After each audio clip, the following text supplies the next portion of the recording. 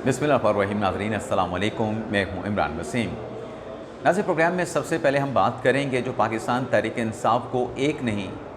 बल्कि एक साथ जो दो बड़े अदालती झटके लगे हैं, इस ख़बर से अपने प्रोग्राम का आगाज़ करेंगे और आपको बताएंगे कि ये दो कानूनी झटके सहने के बाद जो पाकिस्तान तहरीक इंसाफ का प्लान था, वो प्लान कैसे चौपट हुआ है। और ये डिटेल आपकी खिदमत में पेश करने के बाद जो सुप्रीम कोर्ट में फ़ील्ड मार्शल आसिम मुनीर की गूंज सुनाई दी है। एक केस की समाअत के दौरान जज साहब के सवाल पर वकील ने फ़ील्ड मार्शल आसिम मुनीर के ओहदे का ज़िक्र क्यों किया, और जब वकील ने जज के सवाल का जवाब दिया तो वकील के दलाइल पर अदालत में जज ने क्या रिमार्क्स दिए। तो ये भी एक बड़ी अहम डेवलपमेंट हुई है। इसकी तफसीलात भी प्रोग्राम में आगे चल के आपकी खिदमत में पेश करेंगे। कुछ और भी अहम हैपनिंग्स हैं। जस्टिस मोहसिन अख्तर कियानी ने किस मामले पे इनकार किया है, क्यों इनकार किया है, उनके सामने क्या मुद्दा रखा गया था। लेकिन आज प्रोग्राम का आगाज़ करने से पहले आपसे दरख्वास्त के चैनल को सब्सक्राइब कर लें, बेल आइकॉन का बटन प्रेस करें। वीडियो पसंद आए तो इसे लाइक और शेयर ज़रूर कीजिएगा। सबसे पहले नाज़रीन बात कर लेते हैं मखसूस नशिस्तों की। खैबर पख्तूनख्वा के वज़ीर आला अली मीन गंडापुर साहब ने यह ऐलान किया था कि वो रिज़र्व सीट्स के मामले पर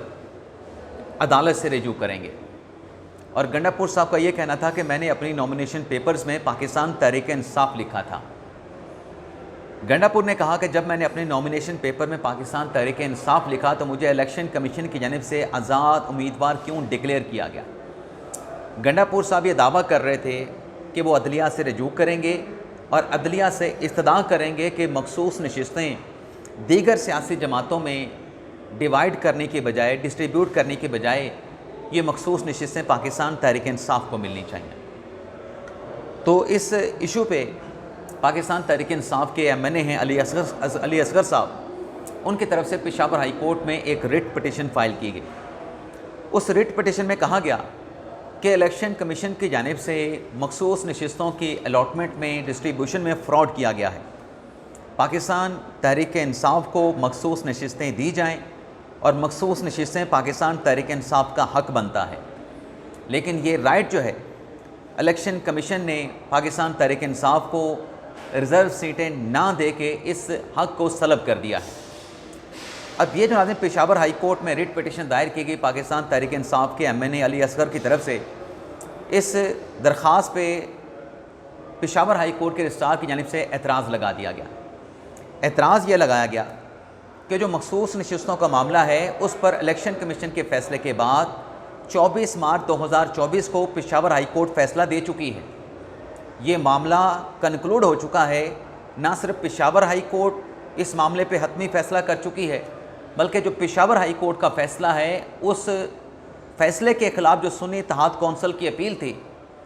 उस अपील पे सुप्रीम कोर्ट भी नज़र-ए-सानी में फ़ाइनल अपना जजमेंट दे चुकी है। तो लिहाजा ये जो मखसूस नशिस्तों के हसूल के लिए तहरीक इंसाफ के MNA अली असगर ने जो दरख्वास्त दायर की है, पेशावर हाई कोर्ट के रजिस्ट्रार ऑफिस ने इस दरख्वास्त को नाकाबिल समाअत करार देते हुए एतराज़ लगा के वापस कर दिया है। यानी जो एक अटैम्प्ट की गई थी मखसूस नशिस्तों के हसूल के लिए, एक और राउंड ऑफ लिटिगेशन के लिए हाई कोर्ट से रजू किया गया था, उस दरख्वास्त को इब्तदाई स्टेज पर ही नाकाबिल समाअत करार दे के वापस कर दिया गया है। लेकिन इसके साथ साथ नाज़रीन, जो मखसूस नशिस्तें डिस्ट्रीब्यूट की गई हैं, जो मखसूस नशिस्तों पे अरकान मुंतखब हुए हैं, उनकी अभी तक हलफ बर्दारी नहीं हो सकी। उस पर नून लीग के जो मखसूस नशिस्तों पे मुंतखब होने वाले अरकान हैं, पेशावर हाई कोर्ट में पहुंच चुके हैं। पेशावर हाई कोर्ट उस पर समाअत भी कर रही है। लेकिन पेशावर हाई कोर्ट की समाअत में आज क्या फ़ैसला सामने आता है, उसके पैरेलल एक और अहम डेवलपमेंट हुई है। और वो डेवलपमेंट नाज़रीन ये है कि इलेक्शन कमीशन की जानिब से जो गवर्नर खैबर पख्तूनख्वा और KPK के वज़ीर आला अली मीन गंडापुर को जो ख़तूत लिखे गए थे, स्पीकर के भी, असम्बली को भी इलेक्शन कमीशन ने ख़त लिखा था कि 21 जुलाई को इलेक्शन होना है सेनेट का। KPK के जो 11 सीटें हैं उस पर सेनेटर मुंतखब होने हैं। तो आप इन मखसूस नशिस्तों पर मुंतखब होने वाले अरकान से हलफ लें असम्बली का इजलास बुलाएं ताकि जो इलेक्टोरल कॉलेज है वो मुकम्मल हो सके। इलेक्शन कमीशन ने अपने खतूत में कहा था कि इलेक्टोरल कॉलेज मुकम्मल ना होने से जो मखसूस नशिस्तों पे आने वाले नए अरकान हैं उनका हल्फ ना होने से वो अपना वोट कास्ट नहीं कर पाएंगे, लेकिन कोई उस पर पॉजिटिव डेवलपमेंट नज़र नहीं आई। KP असम्बली का इजलास सम्पन्न नहीं किया गया। अब इस पे ख़बर ही आ रही है कि इलेक्शन कमीशन की जानिब से पेशावर हाई कोर्ट के चीफ जस्टिस को ख़त लिखने का फ़ैसला किया गया है। जो पाकिस्तान तहरीक इंसाफ के लिए दूसरा बड़ा झटका है वो ये है कि ये जो ख़त इलेक्शन कमीशन की जानिब से पेशावर हाई कोर्ट के चीफ जस्टिस को लिखा जाएगा उसमें ये कहा जाएगा कि 26वीं आईनी तरमीम के बाद आर्टिकल 55 के तहत चीफ जस्टिस हाई कोर्ट जो हैं किसी शख्सियत को, किसी आईनी अहदेदार को नामज़द कर सकते हैं इन नए रिज़र्व सीट पर मुंतखब होने वाले अरकान से हल्फ लेने के लिए। तो ये तो नाज़रीन लेटर लिखा जाना है इलेक्शन कमीशन की जानिब से, ये लेटर भी एक बड़ी अहम डेवलपमेंट है। जो पाकिस्तान तहरीक इंसाफ इजलास नहीं बुला रही थी, आज हो सकता है कि नून लीग के अरकान की तरफ से जो दरख्वास्त दायर की गई है उस दरख्वास्त में, या फिर जो इलेक्शन कमीशन ने ख़त लिखना है पेशावर हाई कोर्ट के चीफ जस्टिस को, उसके बाद किसी शख्सियत को नामज़द किया जा सकता है कि रिज़र्व सीटों पे आने वाले नए जो अरकान हैं, जो ख़वातीन हैं, जो मिनॉरिटी के अरकान हैं, उनसे फ़लाँ शख्स जो है वो उनके ओहदे का हल्फ लेगा। तो ये पाकिस्तान तहरीक इंसाफ के लिए दो बड़े झटके हैं। इसके साथ साथ नाज़रीन दूसरी जो ख़बर है, फील्ड मार्शल आसिम मुनीर साहब का सुप्रीम कोर्ट में कैसे तज़किरा हुआ है, उस ख़बर की डिटेल पे आने से पहले इंटरनेशनल फेडरेशन ऑफ जर्नलिस्ट की तरफ से एक ख़त लिखा गया है chief justice of Pakistan justice Yahya Afridi को, और उस ख़त की कापी वज़ीर आज़म शहबाज शरीफ को और इस्लामाबाद हाई कोर्ट के जो चीफ जस्टिस हैं सरफराज डोगर साहब, उनको भी इस ख़त की नकूल कापियाँ भिजवाई गई हैं। इस ख़त में नाज़रीन इंटरनेशनल जर्नलिस्ट फेडरेशन का ये कहना है कि पीका का जो कानून है, इस कानून के ज़रिए जो आज़ादी इज़हार राय है उस पर कदगन लगाई गई है, और पीका के कानून के ज़रिए जो right of appeal supreme court को दिया गया है, ये right of appeal supreme court को दे के जो हाई कोर्ट का फोरम है उसको बाईपास कर दिया गया है। तो इस लेटर में चीफ जस्टिस याहिया अफरीदी से ये दरख्वास्त की गई है कि पीका का जो कानून है उसका असर नौ जायज़ा लिया जाए और हुकूमत को कहा जाए कि इस कानून में तरमीम की जाए, क्योंकि इस कानून के ज़रिए, पीका के ज़रिए जो साफ़ी हैं उनको हरासा किया जा रहा है। अब ये इंटरनेशनल फेडरेशन ऑफ जर्नलिस्ट का जो लेटर है सराखों पे, ठीक है उन्होंने ख़त लिखा है चीफ जस्टिस को, लेकिन जब यह मामला इस्लामाबाद हाई कोर्ट में पेंडिंग है, साफ़ियों की तरफ से ऑलरेडी इस्लामाबाद हाई कोर्ट में जो दरख्वास्त दायर की गई थी उसको टेकअप कर लिया गया है, उसका कॉग्निजेंस इस्लामाबाद हाई कोर्ट ने ले लिया है और बाकायदा तौर पे उस पर दलाइल का आगाज़ भी हो गया है। तो सुप्रीम कोर्ट का जुरिस्डिक्शन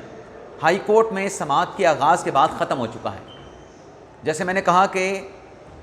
इंटरनेशनल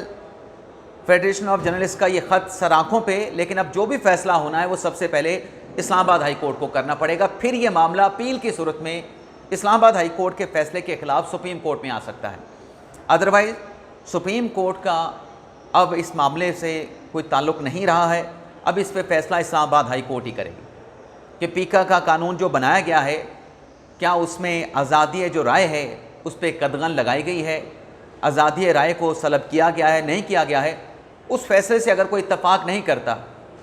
कोई मुतासरा फ़रीक है, तो वो सुप्रीम कोर्ट से रिजू कर सकता है। अगली खबर नाज़रीन आ जाते हैं जो फील्ड मार्शल आसिम मुनीर साहब का तज़किरा हुआ है केस की समाअत के दौरान। मामला नाज़रीन ये है कि फील्ड मार्शल कोई एजाज़ी ओहदा नहीं है, ये आर्मी एक्ट में दिया गया एक रैंक है, और आसिम मुनीर साहब को ये रैंक मिला है जो पहलगाम वाक़ये के बाद मोदी सरकार की जानिब से बेबुनियाद मन घड़त इल्ज़ामात पर पाकिस्तान पे जो जंग मुसल्लत की गई, और पाकिस्तान ने इस जंग में अपने से बड़े दुश्मन को,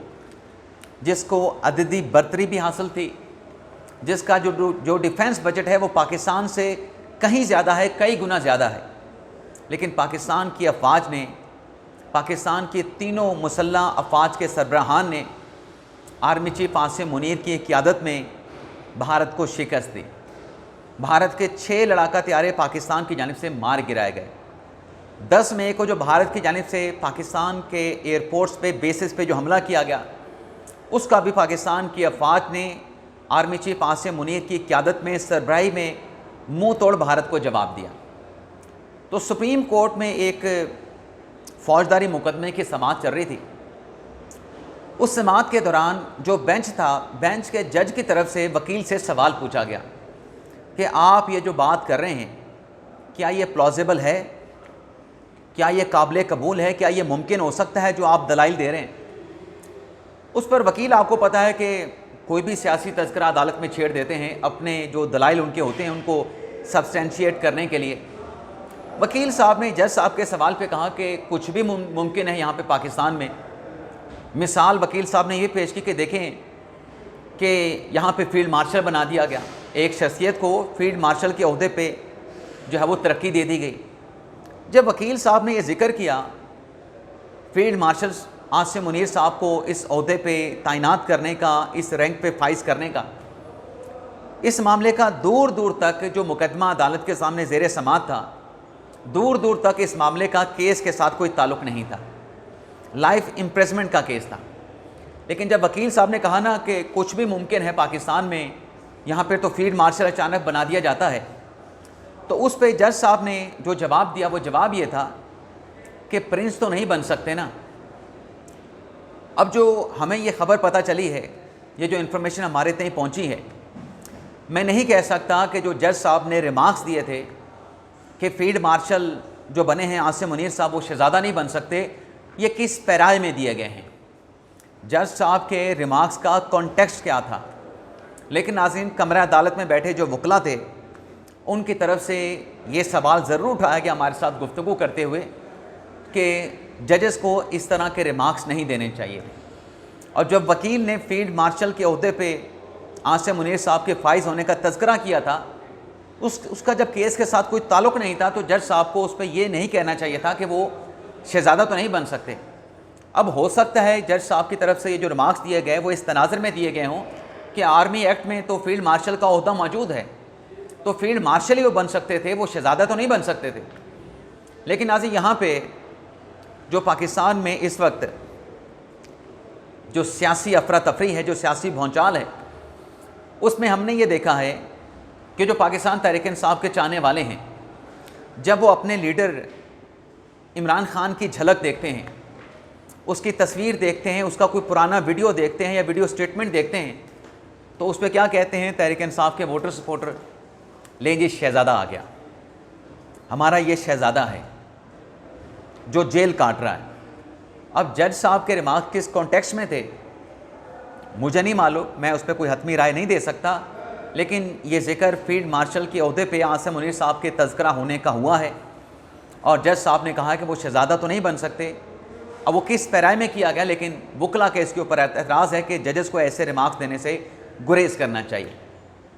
इसके अलावा नाज़रीन, जो अगली ख़बर आपके साथ हम शेयर करने जा रहे हैं वो ख़बर नाज़रीन ये है कि सरफराज डोगर साहब जो कि इस्लामाबाद हाई कोर्ट के चीफ जस्टिस बन चुके हैं, उनके हलफ उठाने के बाद इस्लामाबाद हाई कोर्ट बार की जानिब से एक बड़ी लंबी चौड़ी सैकड़ों की तादाद में एक गैदरिंग का जो है वो एहतमाम किया गया। अब उस गैदरिंग में जैसे मैंने कहा कि सैकड़ों लोगों को मदऊ किया गया, तो इस्लामाबाद हाई कोर्ट बार के जो सदर, जो सेक्रेटरी हैं, वो गए जस्टिस मोहसिन अख्तर कियानी साहब के पास कि आप भी इस तकरीब में शिरकत करें। तो असद मलिक साहब जो कि इस्लामाबाद हाई कोर्ट को कवर करते हैं, उनकी जानिब से यह बताया गया कि जब ये दोनों इस्लामाबाद हाई कोर्ट बार के अहदेदारान मोहसिन अख्तर कियानी साहब के चैम्बर में गए तो वहाँ पे उन्होंने उनको अच्छे तरीके से वेलकम नहीं किया। असद मलिक साहब बताते हैं कि उन दोनों बार के अहदेदारान को तशरीफ़ रखने का भी नहीं कहा गया और जो उनकी तरफ से दावतनामा दिया गया कि सरफराज डोगर साहब के एजाज़ में कोई तकरीब मुनक्कद होने जा रही है, आपको उसमें शिरकत की दावत दी जाती है, तो उस पर जस्टिस मोहसिन अख्तर कियानी साहब ने आने या ना आने के हवाले से कोई भी जवाब देने से जो है उन्होंने गुरेज किया, यानी उन्होंने कोई जवाब देने से इनकार कर दिया कि वो उस तकरीब में शिरकत करेंगे या शिरकत नहीं करेंगे। लेकिन आज ही हमने अपनी आँखों से देखा कि जब इस्लामाबाद हाई कोर्ट के चीफ जस्टिस की सरफराज डोगर साहब की अवान सदर में तकरीब हलबदारी हुई थी, उसमें भी इस्लामाबाद हाई कोर्ट के 6 जजेस ने शिरकत नहीं की थी, जिसमें मोहसिन अख्तर कियानी साहब भी नहीं थे, बाबर सत्तार साहब नहीं थे, तारिक महमूद जहांगीरी साहब नहीं थे मियाँ गुल हसन औरंगज़ेब साहब नहीं थे, जस्टिस अपने सरदार इजाज़ इसाक साहब नहीं थे, जैसे समन रिफ़त इम्तियाज़ साहबा भी नहीं थी। तो ये भी एक डेवलपमेंट हुई है कि बार को उस तकरीब में शिरकत के लिए जो इन्विटेशन कियानी साहब को देने के लिए गए थे, उनको आगे से कोई पॉजिटिव जवाब नहीं मिल सका। बाकी आज बानी तहरीक इंसाफ इमरान खान साहब के साथ मुलाकात का दिन है। बैरिस्टर गौर साहब जाएंगे, सलमान अकरम राजा साहब जाएंगे, नईम बुखारी साहब जाएंगे, नियाज़ुल्लाह नियाज़ी साहब जाएंगे, एडवोकेट ज़हीर अब्बास चौधरी साहब जाएंगे, हारून नवाज़ साहब जाएंगे। और हो सकता है कि इस मुलाकात में कुछ दुखड़े भी इमरान खान साहब के सामने रखे जाएँ। और आज जिसकी भी मुलाकात होती है पाकिस्तान तहरीक इंसाफ के pattern in chief Imran Khan के साथ, तो एक बड़ी ख़बर सामने आ सकती है। ये जो मिर्ज़ा अफरीदी साहब को सेनेट का इलेक्शन लड़ाने का मामला है, जो 90 दिन की तहरीक शुरू करने का मामला है, उस पर इमरान खान साहब के सामने पार्टी के अंदरूनी इख्तलाफात की शिकायत लगाई जाएंगी। तो मुलाकात से क्या खबर जनरेट होगी, शाम के व्लॉग में उसकी तफसीलात आपके साथ हम शेयर करेंगे।